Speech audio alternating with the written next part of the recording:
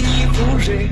Он и серые глаза, а папаня и маманя говорят, что ей казалось.